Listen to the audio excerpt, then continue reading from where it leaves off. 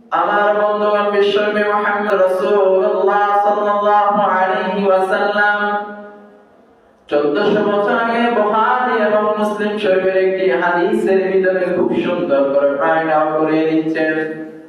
আমার যে সকল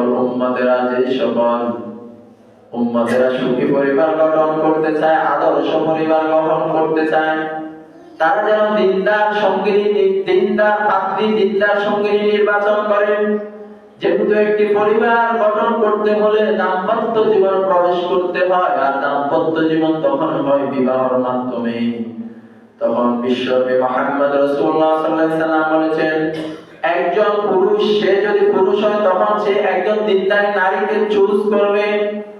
আর একজন মহিলা যদি সুখী পরিবার গঠন করতে চায়, সে একজন দিনদার সৎ আল্লাহওয়ালা তাকওয়াওয়ালা পুরুষ চুজ করবে।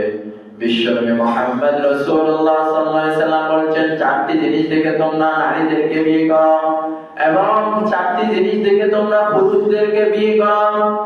عن أبي هريرة رضي الله تعالى عنه قال النبي صلى الله عليه وسلم হাদিসটি বর্ণনা করেছেন আবু হুরায়রা রাদিয়াল্লাহু তাআলা আনহু, তুনকাহুল মারআতু লিআরবাঈ। বিশ্বনবী মুহাম্মদ রাসূলুল্লাহ সাল্লাল্লাহু আলাইহি ওয়াসাল্লাম বলেছেন, তোমরা দাম্পত্য জীবন সুখী পরিবার গঠন করতে হলে একজন নারীর ক্ষেত্রে তোমরা চারটি জিনিস দেখে নারীকে বিয়ে করো।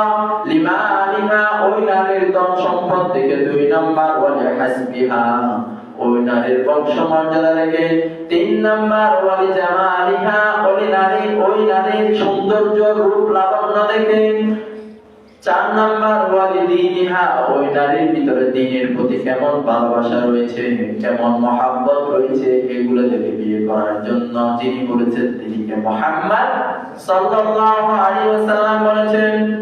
আর এই চারটি জিনিসের ভিতরে সবচাইতে গুরুত্ব দিয়ে বলেছেন পাঁচবার বিজাতির দ্বীন, তোমরা সবচাইতে দ্বীনকে কি করো, প্রাধান্য দাও। কিন্তু আজকে আমাদের সমাজে আপনি দেখেন, আমাদের সমাজে যখন আপনি একটা পুরুষ বিবাহ করাতে যাবেন, কিংবা আপনার ভাতিজা, আপনার ছেলেকে আপনি বিবাহ করার জন্য পাত্রী খুঁজতে যান, তখন বেশিরভাগ ক্ষেত্রে আমাদের সমাজে এখন বর্তমানে আমার দৃষ্টিকোণ থেকে আমি যেটা দেখি, মানুষ মেয়ে সৌন্দর্য আছে কিনা সেটা দেখে, 2 নম্বর মেয়ে লম্বা আছে কিনা, মেয়ে স্মার্ট আছে কিনা, এগুলো দেখে না, দেখে কি দেখে না, দেখে।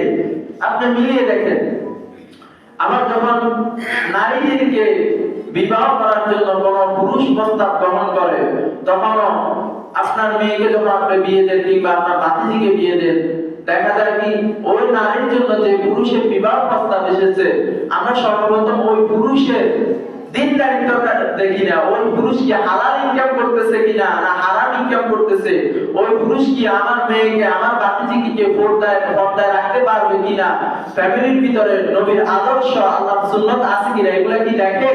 এগুলো দেখে না। প্রথমে দেখে ওই ছেলে মাসে কত টাকা ইনকাম করে, ঠিক কিনা? প্রথমে দেখে ওই ছেলে মাসে কত টাকা ইনকাম করে, কিন্তু এটাও যাচাই করে না যে এই ছেলেকে হালাল ভাবে ইনকাম করতেছে কিনা। অথচ বিশ্বনবী মুহাম্মদ রাসূলুল্লাহ সাল্লাল্লাহু আলাইহি ওয়াসাল্লাম বলেছেন, পাঁচবার বিজাতির দ্বীন, তোমরা দ্বীনকে প্রাধান্য দাও।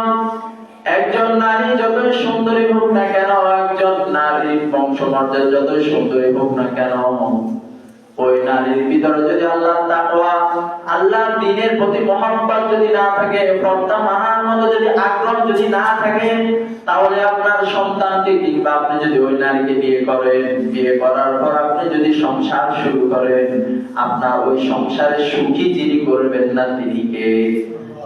সুখী যিনি করবেন না তিনি কে?